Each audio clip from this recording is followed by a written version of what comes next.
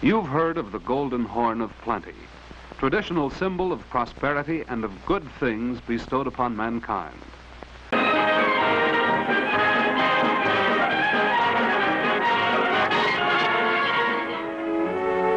This is Midland, USA, west of the Alleghenies, east of the Mississippi, the rolling prairie that was America's second frontier when the Republic was young, when the new nation could not be sure it had the strength to stand or the will to live.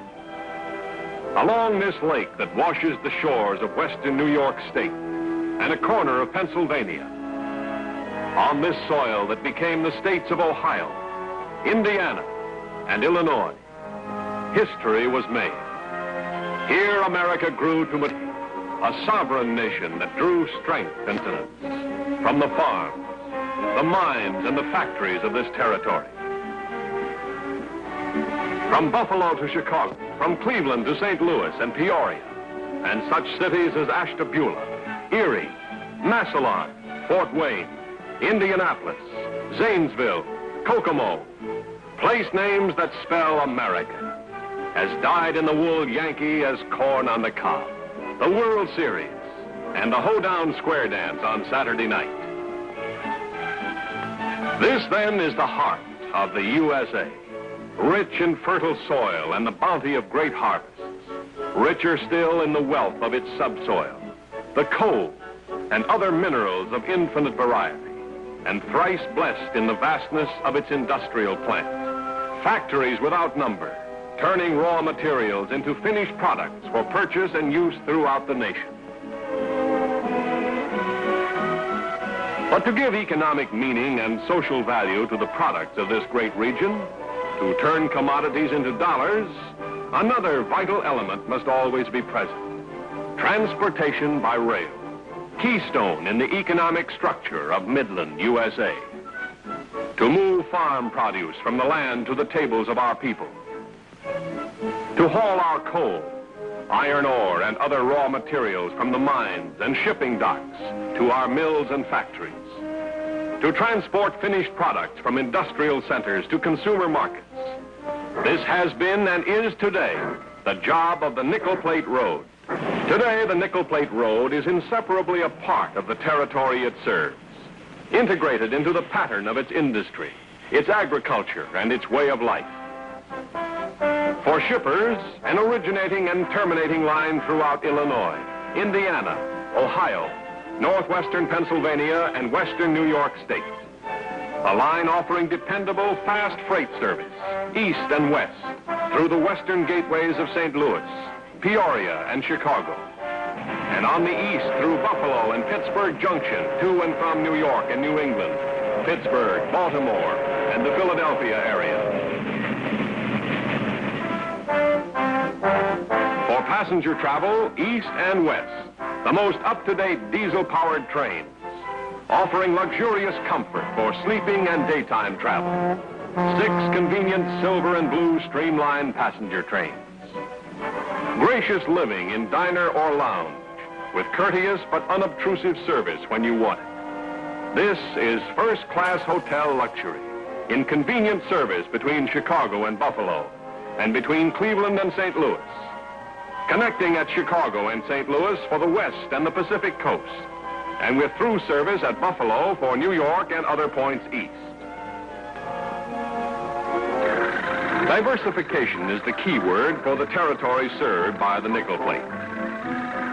Soybeans, number 2 crop in this territory, and one of the most versatile crops taken out of the earth.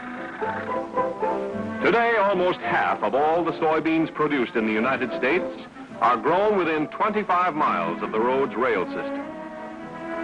Throughout this area, rich and varied natural resources: clay for pottery, fire brick, limestone, dolomite for furnace and refractory operations, silica and foundry sand.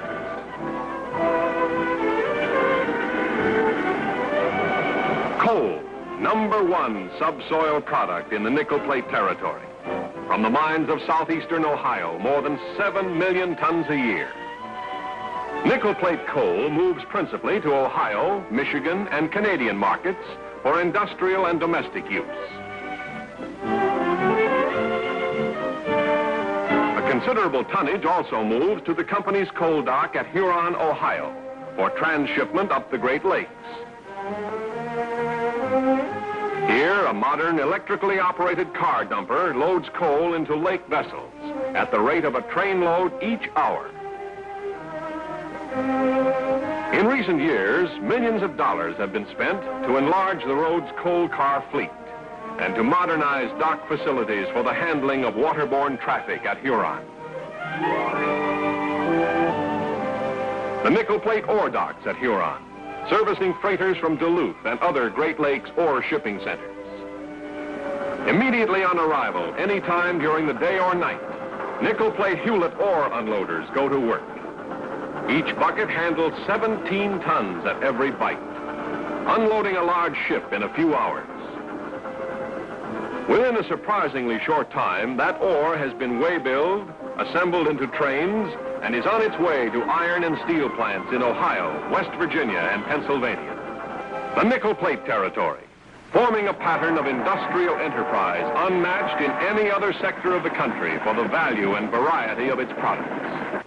Iron ore and coal, manufactured iron and steel, agricultural implements, household appliances, machinery and tools, metal stampings, glass and chemical products, paints, varnishes, paper products, livestock, meat packing, food products, and a wide range of farm and dairy products.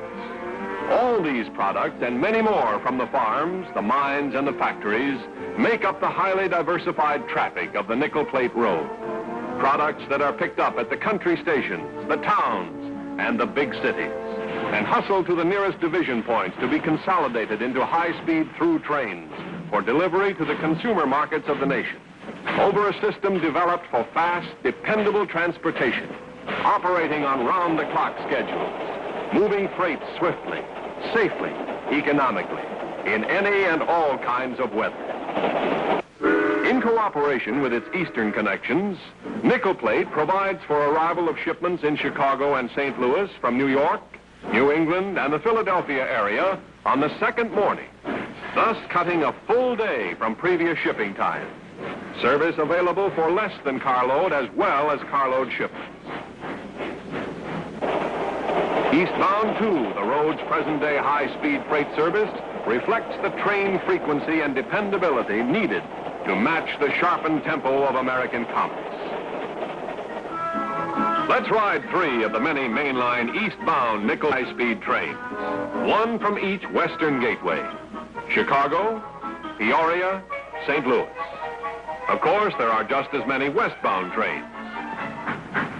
Here's PB-12 departing Peoria 2:30 a.m., carrying perishables and other commodities from the west. At the same time, 2:30 a.m., down in the St. Louis terminal, Nickel Plate's ST-96 pulls out with products of the St. Louis area and the Great Southwest, heading north and east.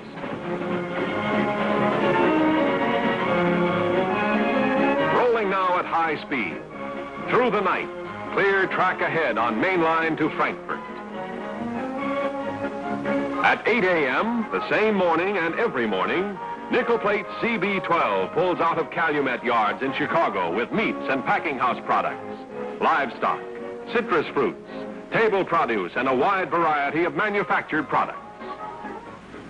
9 a.m., and here comes PB-12 from Peoria, on time, pulling into Frankfort, Indiana, a Nickel Plate main dispatch point.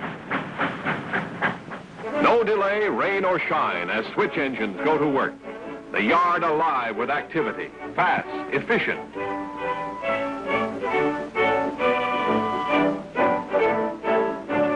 9:45 a.m. and ST-96 in on time from St. Louis.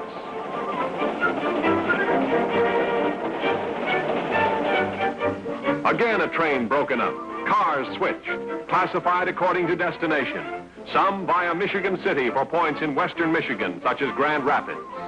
Some via Toledo or other gateways for Detroit and eastern Michigan. Others for Cleveland, Buffalo, Pittsburgh, and North Atlantic states, moving through the Buffalo or Pittsburgh Junction routes. Caboose coupled on.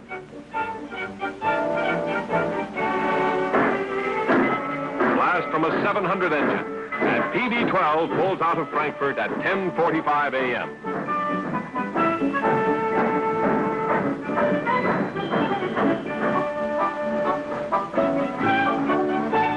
ST-96 from St. Louis continues to move its traffic through for Toledo and beyond.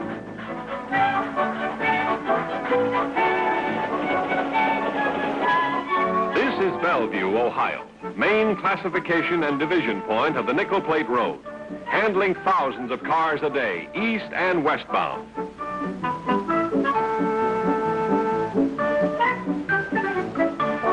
CB-12 from Chicago, rolling into Bellevue at 5:35 p.m. And again, switch engines and yard men go to work. Not a minute wasted, not a detail overlooked. Precision machine efficiency in speed and economy of movement.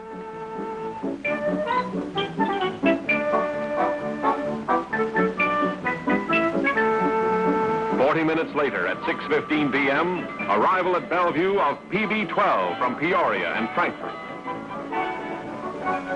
Again, the big job of breaking up a train and switching cars.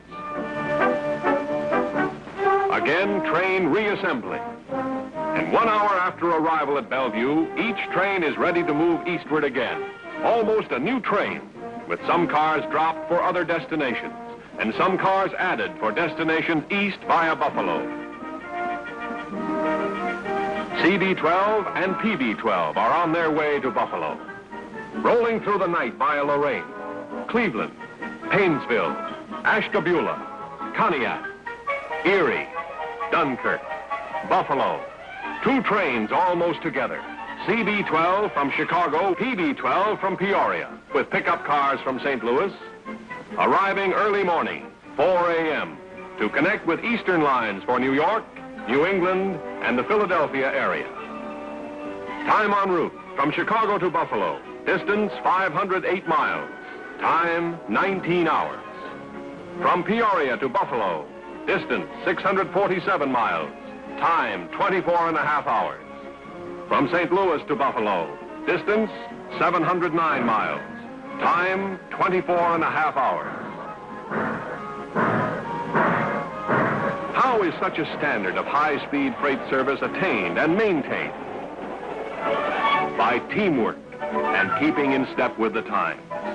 Teamwork among nickel platers, teamwork with shippers, and teamwork with connecting railroads. And of great importance, a comprehensive program of improvement involving expenditure of millions of dollars every year for roadway, bridges, yards, and terminal improvements. Radio installation in locomotives and cabooses and all kinds of mechanical devices.